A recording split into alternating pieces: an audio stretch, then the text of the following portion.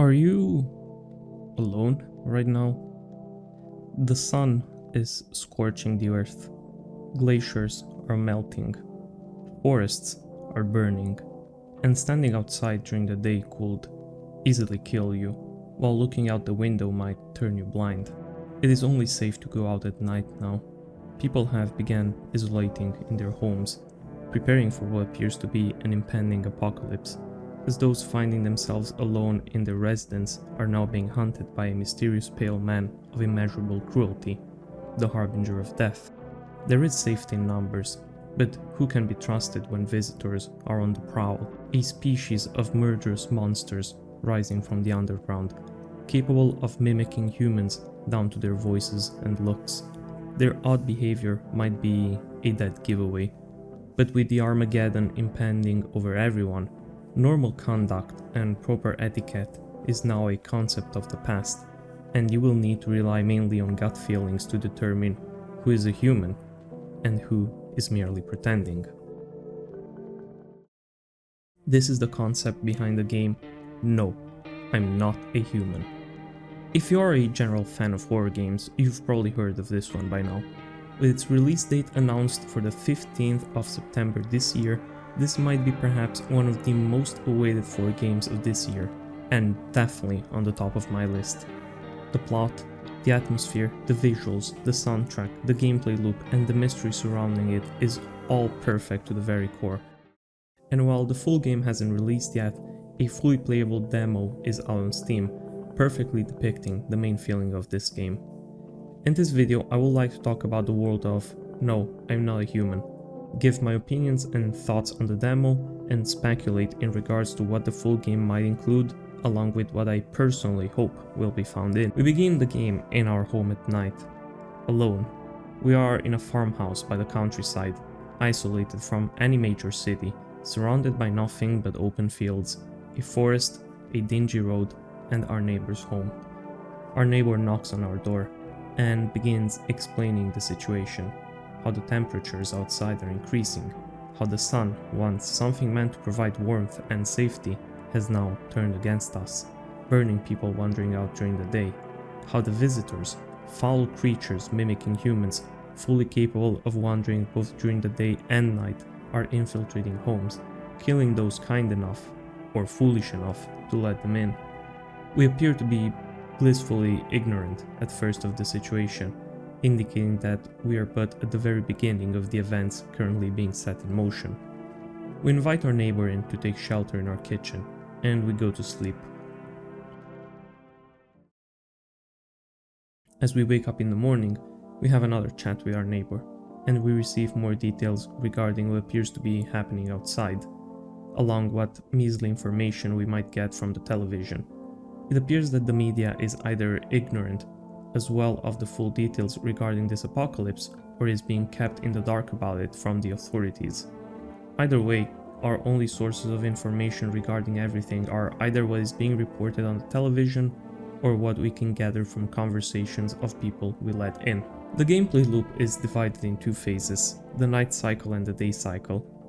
During the night cycle, people and visitors will come knocking on our door, and we'll have a choice on whether to allow them in or send them away. We could of course take the theoretical, safest approach and simply reject everyone, but as I said in the beginning, there is strength in numbers. A pale man is on the prowl and will make short work of anyone living by themselves. He appears to have some highly arbitrary rules regarding who he decides to kill or not though, as having more people inside won't necessarily be a problem for him. Overpowering this man in the first place will appear to be out of the question, as the game makes this pretty clear by showing us his capabilities of being outright able to dispatch by himself an entire squad of armed soldiers, even ripping the head of one off its shoulders with its bare hands. His physical strength, speed and resilience is certainly unmatched by regular humans, to say the least. It's not that he couldn't barge into our home when there's multiple people inside. It's just that he chooses not to. The second, theoretically safest approach will be to simply let a singular person in, test them multiple times to make sure they are not a visitor, and then refuse entry to the others. But FEMA, the Federal Emergency Management Agency, is also on the prowl.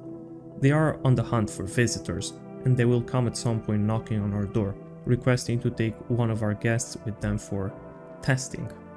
Once again, leaving us completely alone if we were to have only one guest staying in, at the complete mercy of the Pale Man and his arbitrary rules. It appears that the practically safest approach is to simply let multiple people in, relying on nothing but our gut instinct at the beginning, and hope for the best. Let everyone in, and you are bound to have some visitors in your home. Let in too few, or none at all, and death will come even swifter at the hands of the Pale Man. Every person knocking at your door is a choice waiting to be made, that will directly affect the outcome of your predicament and the lives of the other people that we decide to let in or drive away.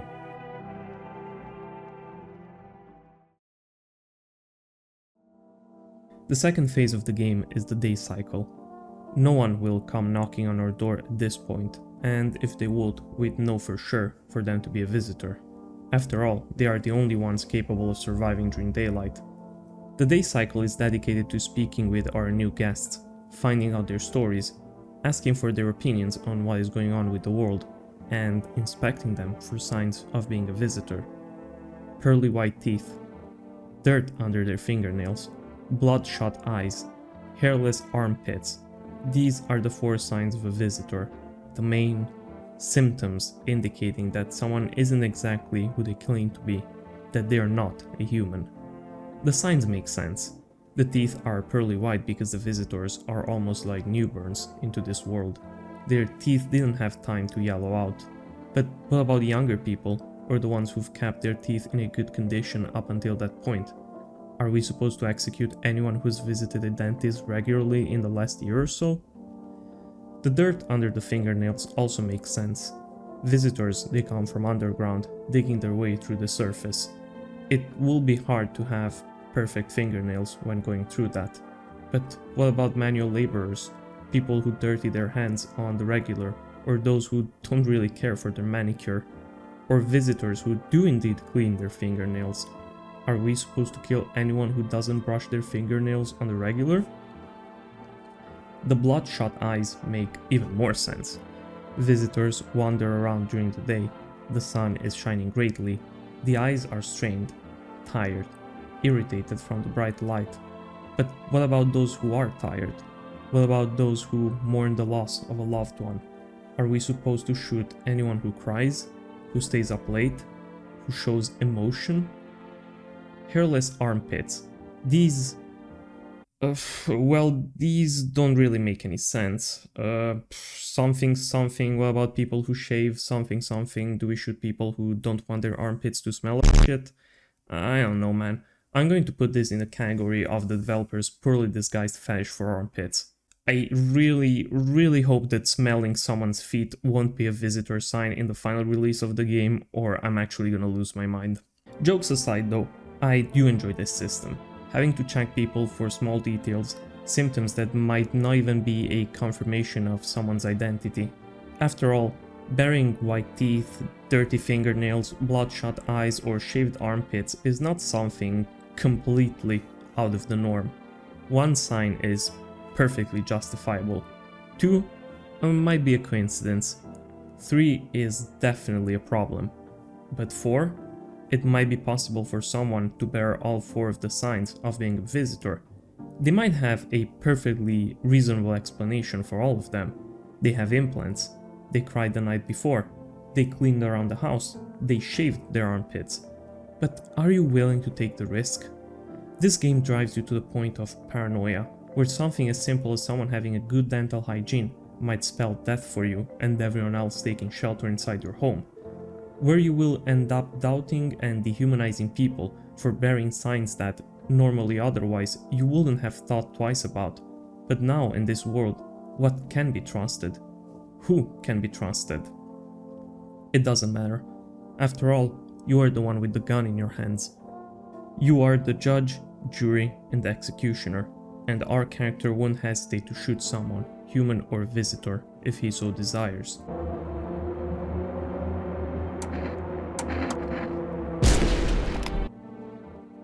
There will be no remorse after the deed is done, no questioning of our morals. If it's a visitor that we just shot, its body would remain lifeless for the day in the room, its head splattered on the wall. If it's a human, well, the body will end up in separate garbage bags. I think this is an interesting visual choice. The censored headless body meant to symbolize a visitor, and the corpse of a human placed within 3 garbage bags. These 2 elements are meant to provide a sort of confirmation on whether the one we just shot was a human or not, something that doesn't make much sense.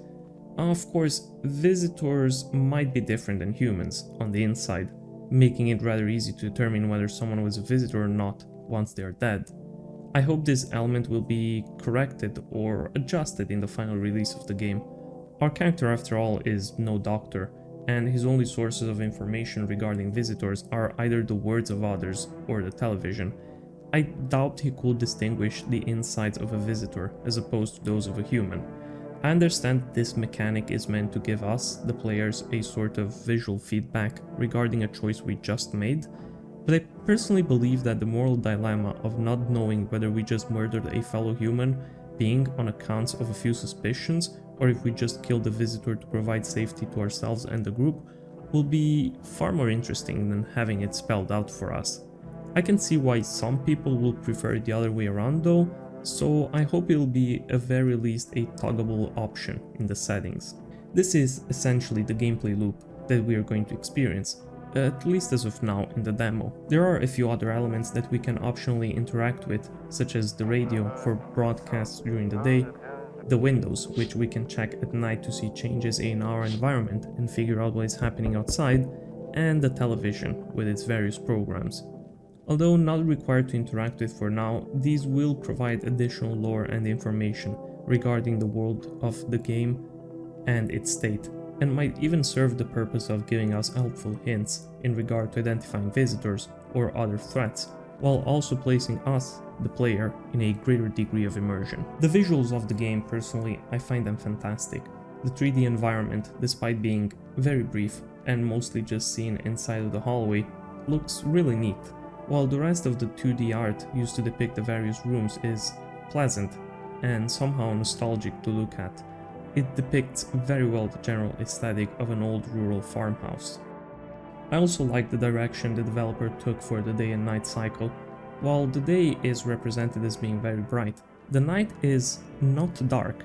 A green filter overwhelms everything, but grants pretty good visibility both inside and outside of the house.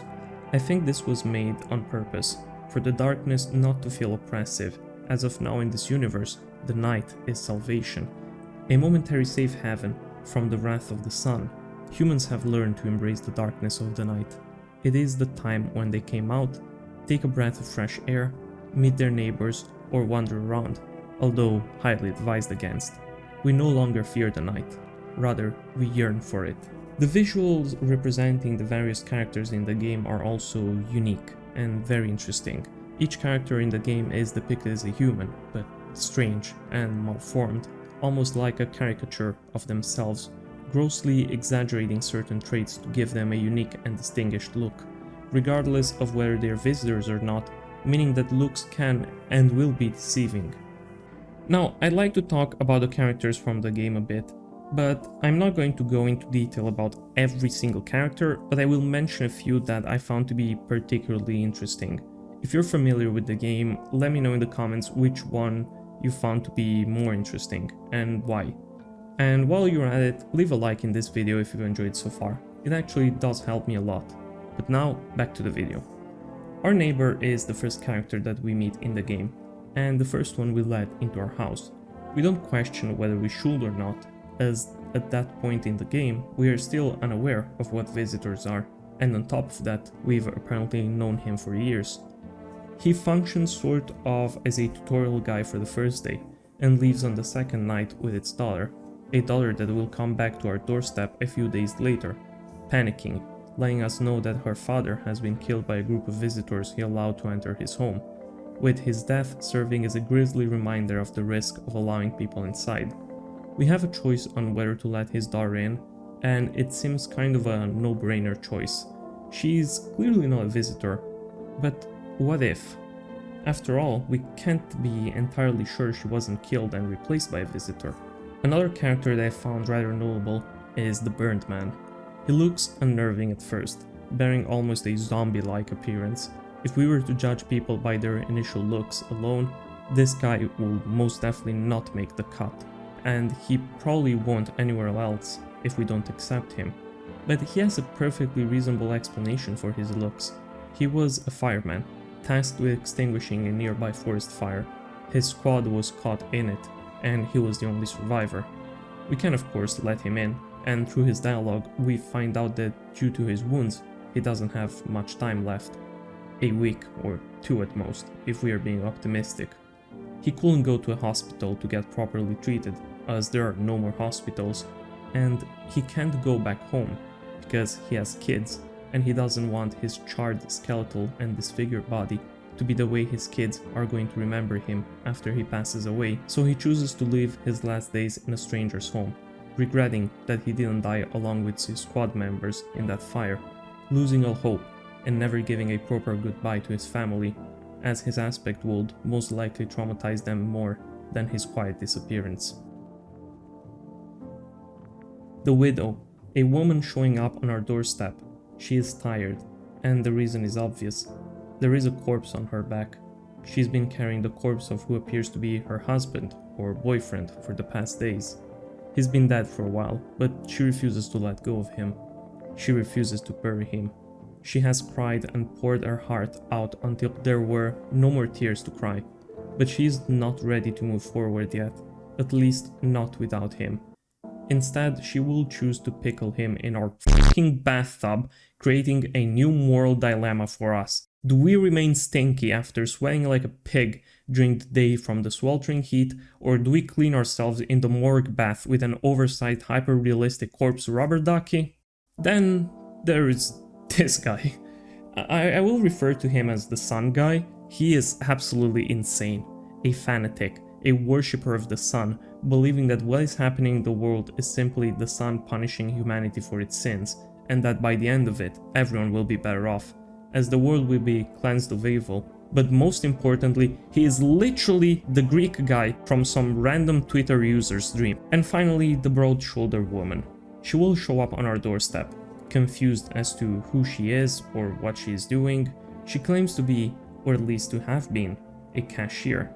But as we keep examining her, remnants of her memories appear to be missing, confusing. She often contradicts her own statements, and when examined she bears every sign of being a visitor. After a few days, in fact, she will openly admit it to us, revealing that she has figured out that she is indeed a visitor, something she doubted before, but has now come to accept as the reality. This brings an interesting nuance to the game and its universe, making it apparent that, unless she was lying, of course, that some visitors at least might not be aware that they are indeed visitors, functioning essentially like sleeper agents. They mimic human traits and human behavior because they believe themselves to be human. They do not lie when they claim to be humans because, to them, that's the truth. That's their reality, only for their instincts to trigger at night and seek blood, violence, and senseless slaughter.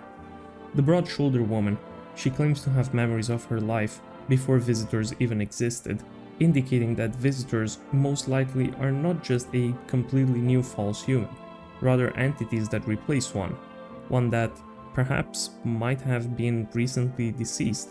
Perhaps that's what happens to people that are killed and afterwards buried. They come back as visitors are known to come from the ground. Ecclesiastes 3:20. All go to one place, all are from the dust, and to dust all return. I think that the idea of visitors not knowing they're visitors themselves is further supported by the developer as well, as in the official release date trailer for the game, there is an ending scene with our character checking itself in the mirror, seeing perfectly white teeth and dirty fingernails. Now, does this mean that we are a visitor ourselves? No, probably not.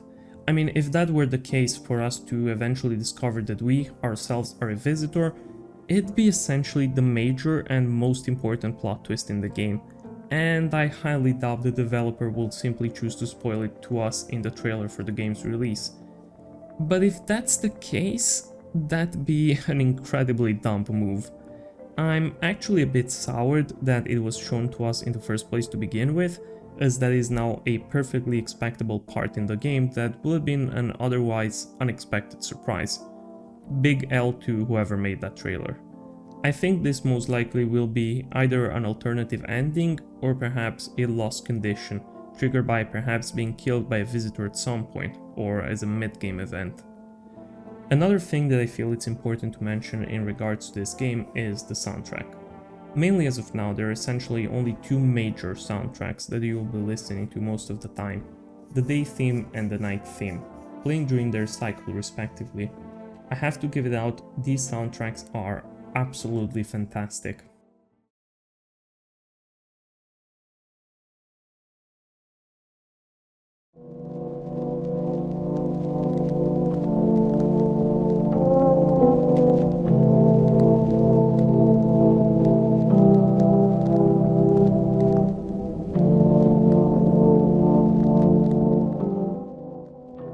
The night soundtrack is slow, muffled, almost quiet.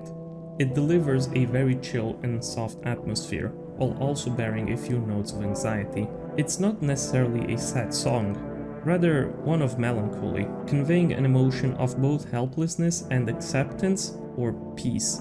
The world has gone to hell. Dogs rule the world, and only dogs will be here. But there is nothing we can do except trying to survive. We are not the hero of this story. We are not the one tasked with solving this and bringing salvation to humanity. We are both powerless and insignificant in the greater scheme of things. But there is peace in that. There is peace in knowing that there isn't much we can do other than look out for ourselves, and I think the soundtrack conveys that perfectly.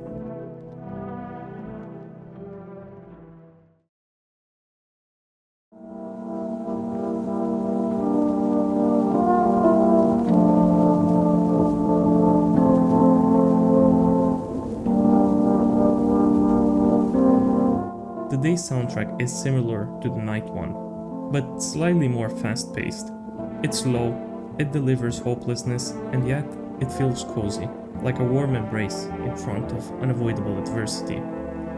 Finally, I would like to talk more about what this game, at the very least I personally believe, represents or is meant to represent. The game loop, and especially the visitors themselves, are highly reminiscent of the Mandela Catalog, a horror series on YouTube which I believe you've heard about, and if you haven't but are a general fan of horror, do yourself a favor and go watch right now. If you are a fan of horror, I'm sure you'll love it. The universe of this game, the state that its world finds itself in, I don't think it should come as a surprise to me that it feels heavily inspired, or rather mimicking the state that we all found ourselves in 2020 during the COVID pandemic.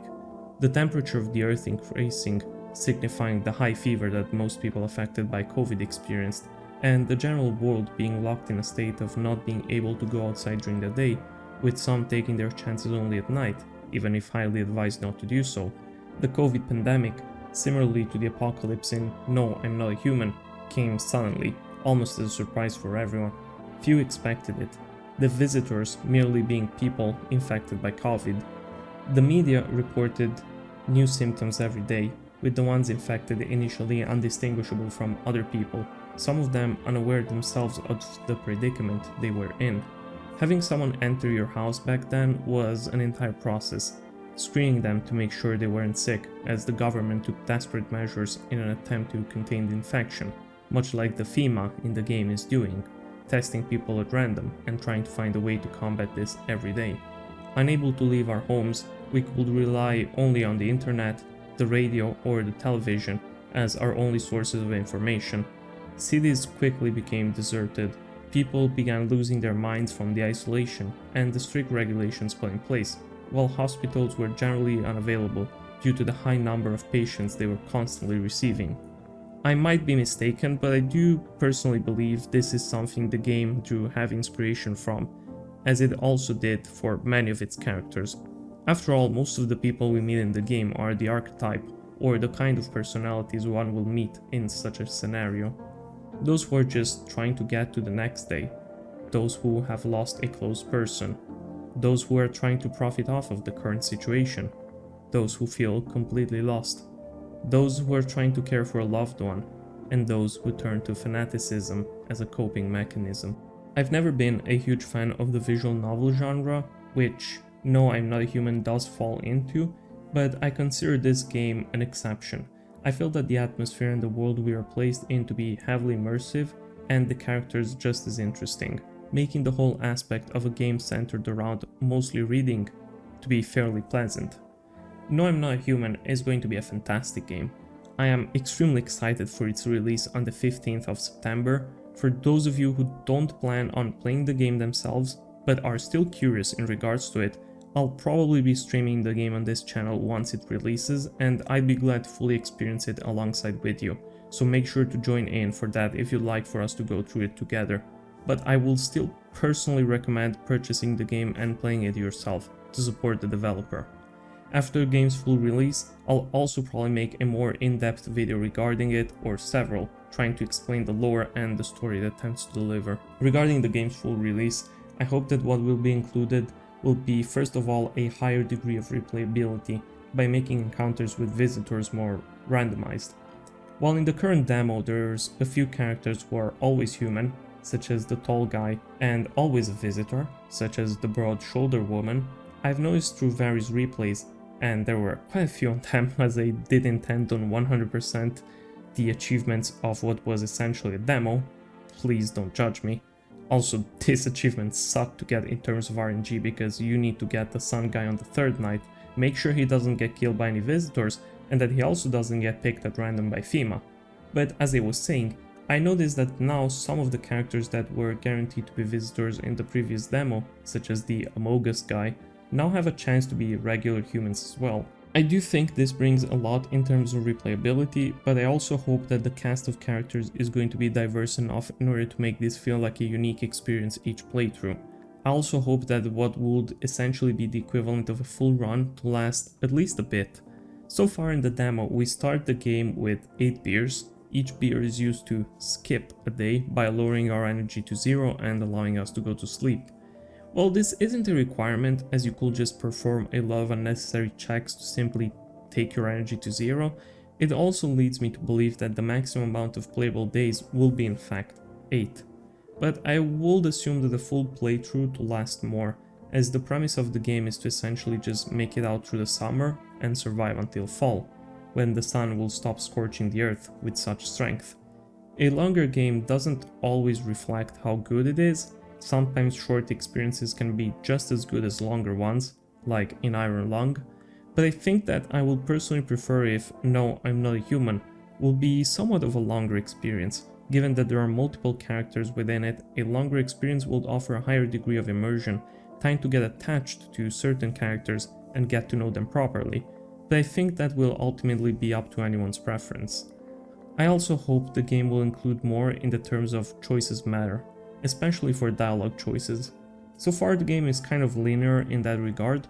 Conversations with characters do include multiple choices, but they can be repeated, and they seem to never change any outcome, or how characters perceive you in the long run, or even in the short run, as their dialogue essentially just resets at the end of a conversation, with the only choices mattering being whether to allow someone or not into your home, and shooting them or not. The rest seem to have no impact. At least in the demo, something I'd assume will change in the full release of the game. If you have enjoyed this video and don't want to miss the next ones, make sure to subscribe to the channel and let me know down in the comments if you've enjoyed this one and would like to see more content like this in the future. I'm still trying to figure out exactly the direction that this channel should take, and your input, suggestions and feedback is always appreciated in that regard, as it helps me not only improve future videos, but figure out what is exactly that you, the audience, enjoys and would like to see more in the future.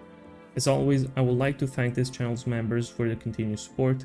It means the world to me, and if you'd like to join them, you can do so through the button down below. I hope you've enjoyed this video, and as always, I wish you a good night. Bye bye.